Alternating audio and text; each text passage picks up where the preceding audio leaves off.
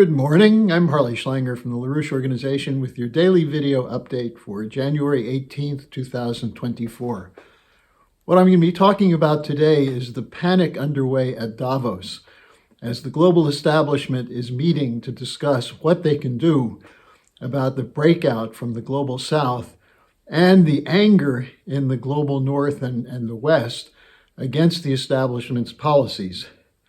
Now, let's start with the whole question of the Middle East situation, Southwest Asia, the Israeli policy of conducting ethnic cleansing in Gaza.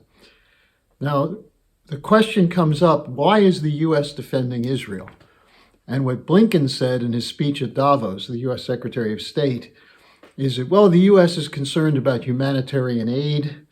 We want a two-state solution. We want a partnership with the Arab world and Israel. But what is reality? Well, he admitted it's to isolate Iran. And why? To defend the geopolitical order in which the U.S. is the sole superpower, the so-called rules-based order in which the U.S. makes the rules. And this means sustaining a neo-colonial order, which is what the global south is rebelling against. And if necessary, to sustain it, support genocide. The greatest security threat in the region, according to Blinken, is Iran. Now, the question that comes up is, what is the actual intent of the sustaining of the unipolar order? And as we know from looking at the Wolfowitz doctrine, of which Blinken is at least on the surface a supporter of that, it's that the U.S. can allow no rivals. Why? Because we have to sustain control over global raw materials. That's the primary fundamental interest of the United States, and not of the American people, but of the corporate cartels that control the government of the United States. Now, when you look at the wars the United States is involved in now, including Ukraine, including support for Israel, do you think the U.S. and NATO's interest is defense of democracy? Defense of democracy in Ukraine? There is no democracy. Zelensky's canceling the election. There's only an oligarch, a corrupt oligarch, tied to BlackRock, State Street Bank, Vanguard, and the other land predators. And this operation is funded by U.S. taxpayers for the private benefit of these corporate cartels. Now, here's what Blinken said. He said, the key for the Arab world is partnership with Israel. To get this, he said, U.S. leadership is necessary, leading from a position of strength. The United States, he said, quote, must be at the table. If we're not leading, then someone else is. And that someone else may have interests that, quote, may not reflect our own interests and values.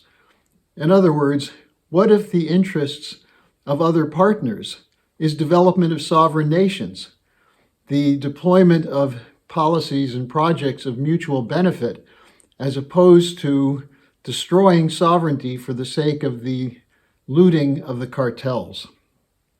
Now, in speaking this way, Blinken is speaking Davos language, the language of the oligarchy. And who's his audience? Well, it's the corporate cartels and think tankers who come to rub shoulders with their fellow establishment titans and to rub something else with the army of escorts who have trooped to Davos to service their masters. Now, what kind of partnership is possible for leaders of the Arab world and the Muslim world and the population of those countries who have been watching Netanyahu's army massacre women and children in Gaza in the name of fighting terrorism? Who can be a partner to that? Now, ironically, the title of this year's Davos conference is Rebuilding Trust. This just shows the disassociation with reality that characterizes the thinking of the establishment. You want to rebuild trust? How about plans for mutually beneficial economic development? There's no plan for development. There's only nice words, while the actual policy is to continue to plunder. Then you have NATO General Secretary Jens Stoltenberg, as NATO is preparing not just for continuing the Ukraine war, but expanding the front against Russia to Sweden, to Finland, to Lithuania, with Steadfast Defender 24, the deployment of more troops and more weapons into Europe to do what? To stop Putin from marching into Western Europe? What kind of lunacy do these guys, what defines them? It's incredible. Stoltenberg, in his speech, attacked China. He accused its leaders of violating core principles of NATO. Now, what are these core principles? Look at NATO's record. Afghanistan, Iraq, Libya, Ukraine. Violation of national sovereignty. That's what NATO represents. It goes back to the Balkans in the 1990s. Permanent war. Those are the core principles. Not defending democracy, because there's no democracy in a graveyard. Now, then he went on to attack China's Belt and Road Initiative in Africa. He said, quote, "We see them trying to control vital infrastructure," unquote. Well, what infrastructure is there in Africa? The Chinese are building it. They're not trying to control it. They're trying to provide corridors of development that will connect African countries to allow them to use their resources for the benefit of their citizens. The projects themselves and the advance of China in developing these countries is what caused NATO to move into Asia, according to Stoltenberg. NATO is no longer just about the North Atlantic. It's got to take concern with the whole world. In other words, the resources of the world. Stoltenberg said, quote, "It's about our security," unquote. Again, this is the Wolfowitz doctrine as interpreted through Blinken and Biden and the so-called rules-based order. Then we have the Zelensky Peace Conference at Davos, where they invited a number of countries. And this year, more countries showed up than last year. But there was no agreement, because many of the participants were asking, how can you have negotiations to end a war without Russian participation? What about considering Russia's security interests? NATO never took this into consideration. They said this was a cover for Putin wanting to conquer territory.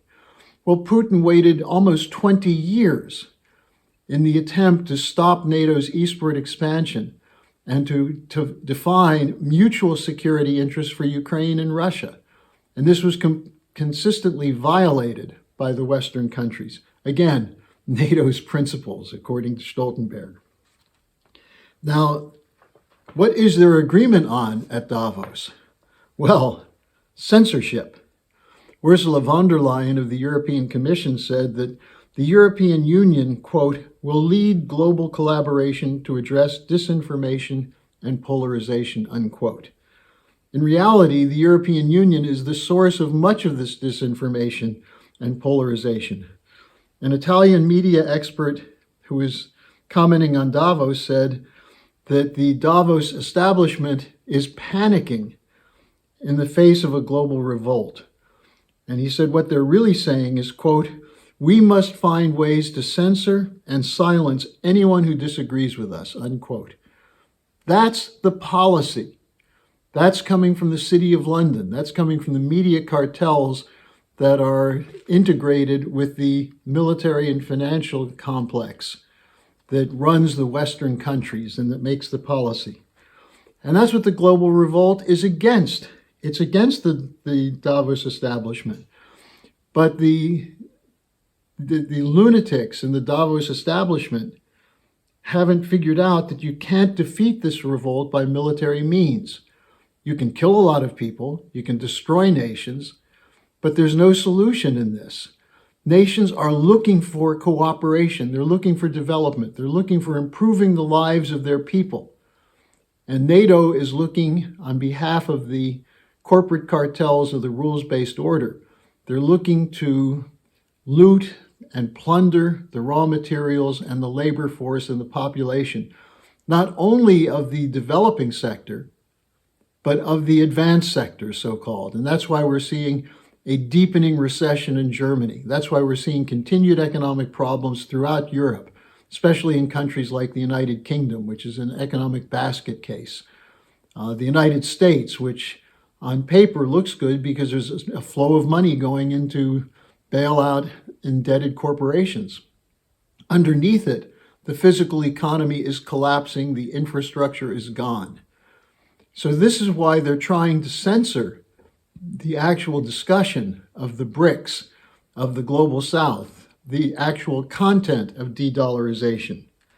So the revolt is real, including now in the United States and Western Europe. What's needed in Europe and the United States is an understanding of the economic policies of Lyndon LaRouche based on the principles of physical economy. Those are where you find economic solutions, and that's the direction that the rest of the world is going. I'll discuss this more tomorrow, and since it's Friday, I'll take your questions and comments. Send them to me at harleysch@gmail.com. See you then.